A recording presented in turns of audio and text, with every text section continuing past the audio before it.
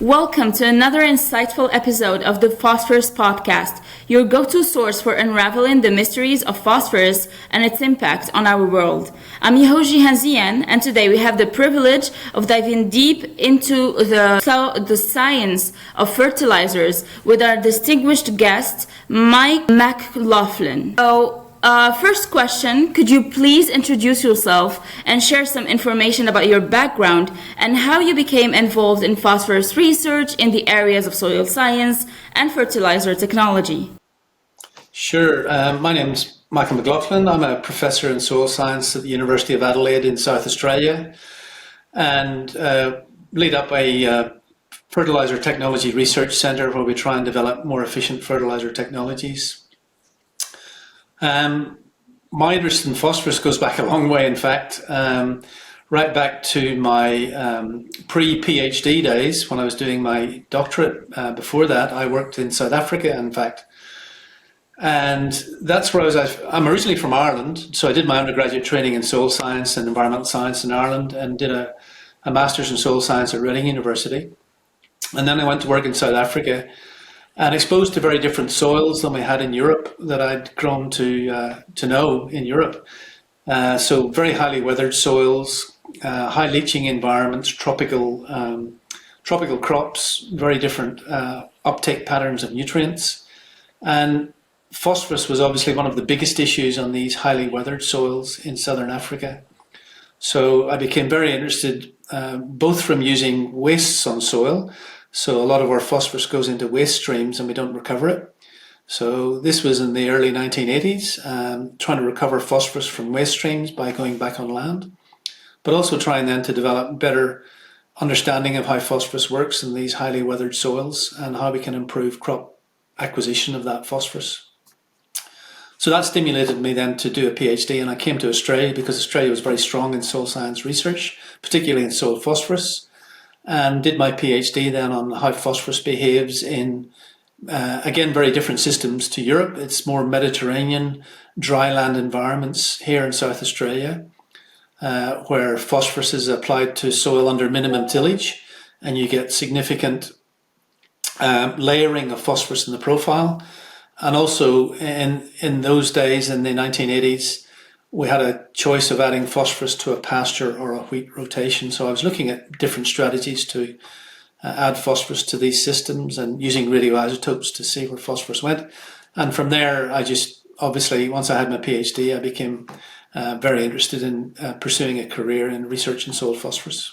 So, based on your expertise and experience, what improvements in plant nutrition and soil health can be achieved by applying phosphorus fertilizer according to the 4R nutrient stewardship principles? Sure. Many listeners will be aware that the 4R nutrient stewardship principles are choosing the right source of phosphorus, or fertilizer. It's actually generic, not just for phosphorus, but choosing the right source of fertilizer, applying the fertilizer at the right time, applying the fertilizer in the right place, so placement, and applying the right amount of fertilizer, the right rate. That's why it's called the 4Rs. With phosphorus, probably timing is probably less important because generally with phosphorus we tend to apply it at sowing or before sowing. So there's not a big option to apply phosphorus later in the season unless we look at foliar phosphorus applications, which is an area of research interest at the moment. But really, it's the other 3 R's of the 4 R's that we focus on for phosphorus. We can change the source, we can change the placement in particular because phosphorus isn't very mobile in soils, so placement becomes critical, and we can choose the right rate of phosphorus, and that's critical to make sure we don't have over-application and environmental issues from phosphorus moving into waterways. So of the 4 R's, I would say the 3 that are critical for phosphorus would be source, placement, and rate. And there's been a lot of research on all of those over the years. And uptime, so it'd be the right rate of phosphorus, getting phosphorus applied in the soil at the right point in the soil. So surface applications generally not as effective as subsurface applications because the seed, obviously the roots from the seed grow downwards. So if you can place the phosphorus below the seed, it's got a great chance of hitting the fertilizer. And then the right source, we've got many different types of phosphorus that can be applied, some more effective than others, some cheaper than others. And so it's important you choose the right source as well. So now that we talked about the right source and you discussed how different types of phosphorus fertilizers there is, we know that we talk about customized fertilizers nowadays, which is a concept related to balanced plant nutrition, where the fertilizer is formulated to match the soil conditions or rather adapted to the plant. So what are the advantages of a customized fertilizer containing phosphorus, for instance? Sure. Okay. There's a few issues here to consider. There's ways we can measure the soil to decide the right rate of phosphorus to apply. Again, coming back to the 4 hours. So with phosphorus, there's lots of tests to measure the available phosphorus in soil, and different countries have got different tests that are calibrated to the probability of a crop responding to phosphorus application. So the lower the level in the soil, the more likely the crop's going to respond to fertilizer application. Now, it's very important with phosphorus because we haven't really got a big opportunity to apply it after the crop starts growing to get a good indication before planting whether we need to add phosphorus or not and what rate to apply. So soil testing is critical. Also critical, we don't want to add phosphorus where it's not needed. And that's particularly important now in many countries with long fertilizer histories, such as China, Europe, and North America, where we've got to be careful of over-applications of phosphorus for environmental reasons. So soil testing really critical then to make sure, number one, do you need phosphorus, or is there enough already in the soil? Number two, what rate of phosphorus do I apply? And number three, what source of phosphorus do I apply? And that often means, are there other limiting nutrients in the soil? Because phosphorus is, it can be applied on its own, but generally it has to be applied with other elements because phosphorus is an element that combines with other elements. So phosphorus is negatively charged, it combines with something that's positively charged. So generally when you add phosphorus, you're adding either calcium or ammonium or potassium or other ions with that phosphorus. And so the idea of balanced fertilization is really to make sure that you're adding the elements that the plant need, the nutrients that the plant needs in the right proportions. So plants generally need large amounts of nitrogen and phosphorus and potassium. So generally you'll find fertilizers that are got one or two or three of those combinations, generally three combinations, where you've got nitrogen, phosphorus and potassium. And then you may have trace elements. If they're deficient in the soil, you may have a phosphorus fertilizer then that's got zinc, or it's got manganese, or it's got copper as well in it, or even it might have boron, because boron again can be deficient in some soils. So the idea is to make sure that the cocktail of nutrition that you give in a fertilizer granule or a fertilizer liquid is matched to what the plant needs in that soil, in that environment. And that's the idea of balanced crop nutrition, making sure all the elements are in balance, none in excess that could lead to pollution of the environment or gaseous emissions, and none in deficiency that can cause a limitation to crop yield. And that idea of one element limiting crop yield goes back centuries to Liebig. It's called Liebig's law of the minimum. You've got to make sure that there's, if you want to get a response to one element, you've got to make sure the other elements aren't limiting. I'll just give you a few examples too. For example, leguminous crops, so things that have got beneficial bacteria, symbiotic bacteria in their roots that fix nitrogen from the atmosphere, they don't have a high need for nitrogen added in a fertilizer. So generally we add fertilizers to soil to grow legumes that are low in nitrogen or have no nitrogen, but have got phosphorus and sulfur and calcium and molybdenum.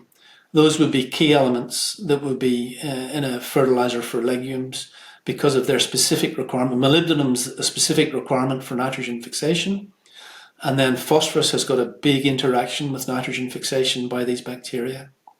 So phosphorus plays a role, but these other elements are also important to add at the same time. Another example would be sandy soils, and this is where the source of the phosphorus comes in. If you've got very sandy soils, and we've got very sandy soils here in Australia, in Western Australia and South Australia, where they've got very low percentages of clay, less than 3%. So they're almost white siliceous sands. And these are also common in tropical regions and coastal environments with soils formed on granitic parent materials. You tend to have very sandy soils. And if you've got a high rainfall environment, the phosphorus in those soils can actually move and leach through the soil. Now that's quite unusual because most soils phosphorus is quite immobile. But in those soils where phosphorus leaching is a problem, you need to change the source to something that's more slowly available so that when you put the fertilizer on, it doesn't immediately all wash through the soil with rainfall. So a slower release source is often better agronomically in those environments. So that's where the source becomes important as well as the balance of nutrients. There's many elements that a plant needs, and you need to bear that in mind. Yeah, it can get some from the air, so carbon obviously is the main one, and leguminous crops get nitrogen from the air, but it needs to get the others then from the soil. So, are there other innovative fertilizer technologies that are important for phosphorus in soils and plants, and can you describe them briefly? Sure. I'll start first with some of the innovations in the soils area in terms of testing soils for phosphorus. There was a technique developed recently, and it was developed originally for measuring phosphorus in river and lake waters to determine how much phosphorus might be available to algae for blue-green algal growth, to work out how much phosphorus in the water was actually bioavailable. That was adapted by researchers here, actually at University of Adelaide in our lab, to adapt it to use in soils so that you could measure the available phosphorus in soils by simulating what a plant root does. It's called DGT, which is short for diffusive gradients and thin films. And what it is, it's a sink for phosphorus, something that attracts phosphorus in the device, and then a gel, which is allows the phosphorus to diffuse from the soil through to that particular binder for phosphorus. And the phosphorus in the soil slowly moves into the device over time, like the way phosphorus moves in the soil.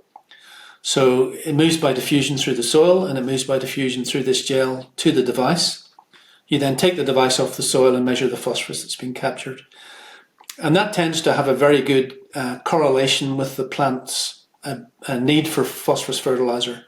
So it's a good calibration, if you like, with the need for fertilizer. So that DGT is commercialised and used now in Australia. There's other innovative technologies overseas using ion exchange resins, which are a similar sort of philosophy. And they're widely used in South America, in Canada, and in other countries in the same sort of technique, although they don't quite capture that diffusion limitation that the DGT gets, I think. Not quite as well as DGT. In terms of fertilizers, in terms of fertilizing plants, there's a few innovations. One, again, because of my own experience here in Australia, we have particular problems with highly calcareous soils. So soils very rich in limestone. When you put phosphorus on these soils as a granular phosphorus fertilizer, and it doesn't matter whether it's triple superphosphate, which is a calcium phosphate, or monoammonium phosphate or diammonium phosphate in a granular form, they all behave very similarly. And it's because in the soil pore water is saturated with calcium. And when the granule goes into soil, the calcium moves from the soil pore water into the granule, and it precipitates the phosphorus basically back to rock phosphate. Effectively, it forms a calcium phosphate, and it binds the phosphorus then in a form that's not available to the plant. So you need to continuously apply fertilizer to these soils, and the total phosphorus in the soil builds up, but the plants are still deficient in phosphorus. And what researchers here in South Australia, a collaborator of ours here, Bob Holloway, found that fluid phosphorus performed much better in these soils. So the same form of phosphorus, whether it's a liquid calcium phosphate or a liquid ammonium phosphate, performed so much better in these soils. And we found it was because of that microscopic movement of water around that point of fertilization. And the fluids were up to 2, 3, 4, or 7-fold more effective than the granular sources in these soils. So again, it's a bit more difficult for growers to handle fluids, but once they've adapted their machinery, it's actually a lot easier than granular and more adoptable as precision agriculture. And farmers are using these fluids on the calcareous soils. Another innovation, again, coming from the Australian experience in Northern Australia, we have systems where they rely not on in-season rainfall, but stored moisture in the soil. So the soil's dry from the surface down over the growing season. And so the subsurface is moist, but the surface is dry. And because we apply phosphorus to the surface, the phosphorus is sort of locked up in a zone that's dry, that the plant roots can't access it. And so in those systems, researchers in Queensland have found that placing phosphorus deeper in the profile, say at 30 to 40 centimetres, has a large agronomic response by the crops, because the phosphorus is in a zone that remains moist longer, and the plant roots can proliferate in that zone and get taken up by the plant shoots then. So that's a couple of innovations from Australia. Other ones from around the world would be less soluble phosphorus sources can sometimes be beneficial in soils that are quite deficient and quite acidic. So rock phosphates that are reactive in the soil, once they've been applied to soil, so they dissolve reasonably quickly, and also partially acidulated fertilizers, so not going through to fully water-soluble phosphorus, but having a water-insoluble component. They often perform quite well in these acidic tropical environments where there's enough rainfall and there's enough acidity to dissolve these products. And because they don't go through an acidulation process, they're lower cost. And that lower cost then is a benefit to the farmer if it's equal productivity for lower cost. Another innovation in, say, the countries with more fertile soils, where the need for phosphorus is less and it's more a maintenance replacement of what's been taken off. In those systems, surface runoff can be a problem in terms of eutrophication of water supply. So this is nutrient enrichment of waters, and you get blue-green algal blooms. In those situations, if the fertilizer is top-dressed, it's very beneficial to have a less soluble source in those situations, or a source that's got at least a component that is less soluble. So some of the recovered phosphorus products now, and when I say recovered phosphorus products, I mean products from wastewater, in particular struvite, or even calcium phosphates, but struvite's a magnesium ammonium phosphate recovered from wastewater and is used as a fertilizer now. These they're not highly water soluble. They've sort of got a soluble component, but then they've got a less soluble component, and those can reduce runoff losses if you get rainfall immediately after application. But they can still dissolve quick enough for a plant to grow. So those sort of dual release phosphorus sources can be quite beneficial where you have surface runoff issues. That's just an example of a few of the innovations both in Australia and around the world. Do you by any chance have an idea of similar technologies, fertilizer technologies here in Africa? As you mentioned, you worked in South Africa, so maybe you have some knowledge around African soils, highly weathered soils. Sure. In Africa, there's been quite a push because in Africa there's problems. My experience in Africa is many, many years ago and only in the southern half of Africa. But I believe in North and Central Africa, a lot of the issues for fertilizers are transport and distribution because the networks aren't there to get the fertilizer in the places from the point of manufacture.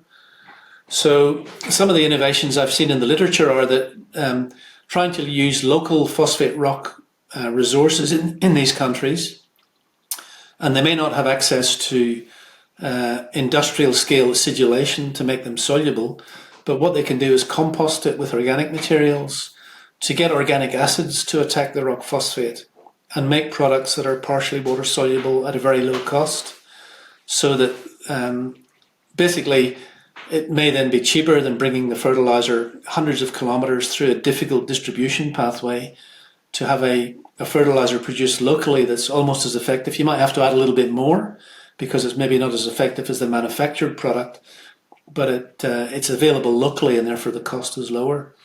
So some of those lower technology options I think are really good for those highly weathered soils in Africa. Okay, thank you. And as you mentioned, we talked about the cost of fertilizer, and it can be very expensive. So the next question is, are there any social and economic barriers to using phosphorus in customized or any other type of fertilizer types? And how might those constraints be overcome?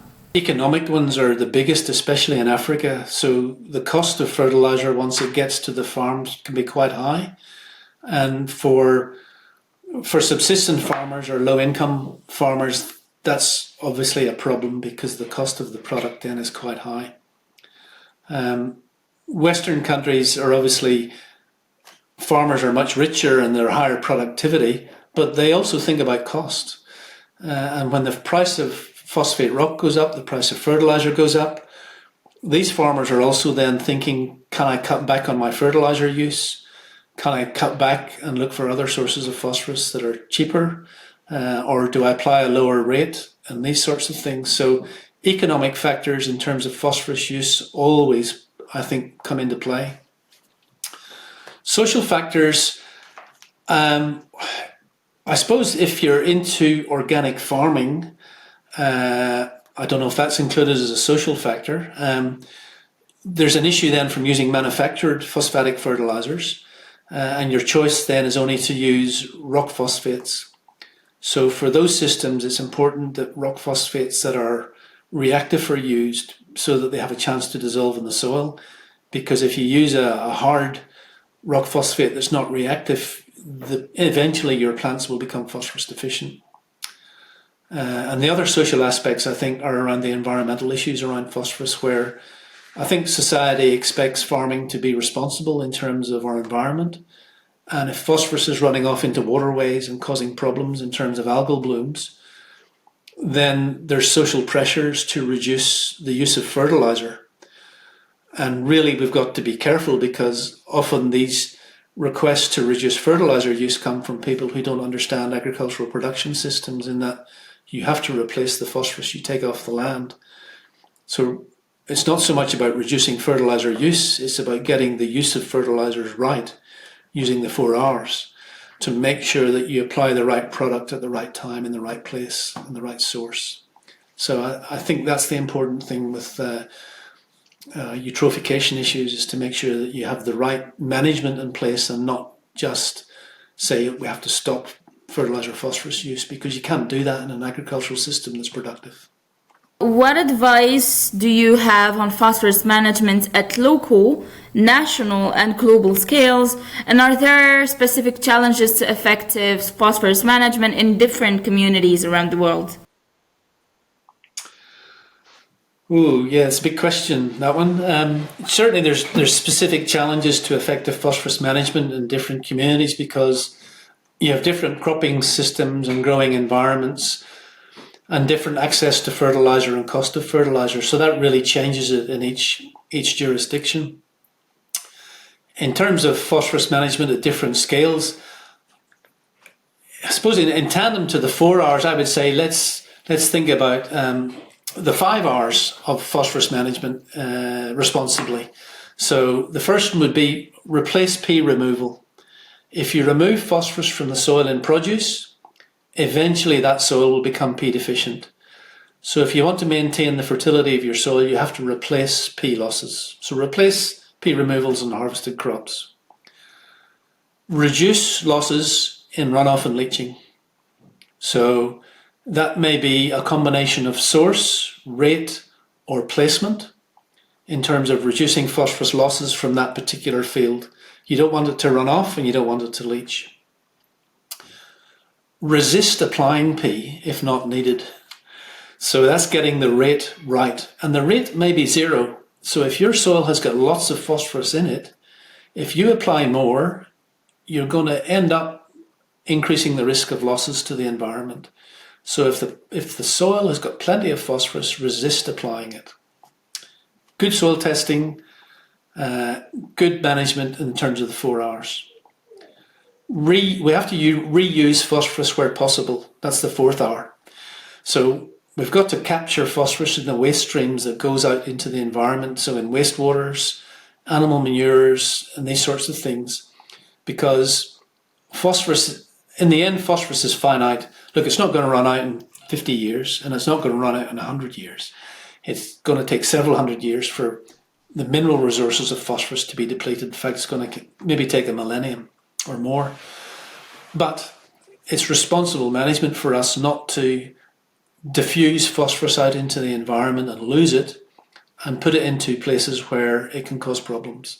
So let's capture it from waste streams and struvite recovery, calcium phosphates recovery, other P recovery systems with iron. Let's use all those and try and use those products back on land and keep the phosphorus cycle closed in the terrestrial environment. And the 5th R, I would say, for management would be reduce the environmental and economic costs of manufacturing P fertilizers. There's increasing emphasis now on carbon footprint of manufacturing and the carbon footprint of transport. So we have quite often centralized phosphorus manufacturing and then transport across the world. Can we reduce the carbon footprint of that manufacturing in any way? We use large volumes of sulfuric acid to acidulate rock phosphates. Are there new technologies that we can take out the need for acidulation, and that reduces waste, it reduces carbon footprint, it reduces phosphogypsum stacks building up, as long as we can produce a fertilizer that's as effective. So if we can reduce those environmental and economic costs of manufacturing P fertilizers, that would really help management. So I had 5 R's for management. Do you have any final comments or last words? Just to reinforce to everybody listening that phosphorus is essential to all agricultural systems, whether it comes from the soil or an added fertilizer or an added manure. You need to treat the application of phosphorus, treat it with respect and use only what we need. I think in modern day society, we've got to be thrifty. And I think we should try and be thrifty with phosphorus so that we reduce environmental issues, we reduce costs, and we increase that closing the cycle in the environment. Thank you a lot for the knowledge and the expertise that you shared with us today. I'm sure that our audience will be more than amazed with all the knowledge shared today. So that concludes our conversation with Dr. Michael McLaughlin. We hope you gained valuable insights into the world of phosphorus, fertilizers in general, and environmental stewardship. A big thank you again to Dr. Michael for sharing his expertise with us today. If you enjoyed this episode, forget to subscribe, like, and share it. We're available on Spotify as well as on YouTube for the visual side of the podcast. Stay tuned for more captivating discussions on the Phosphorus podcast, and we'll see you on the next one.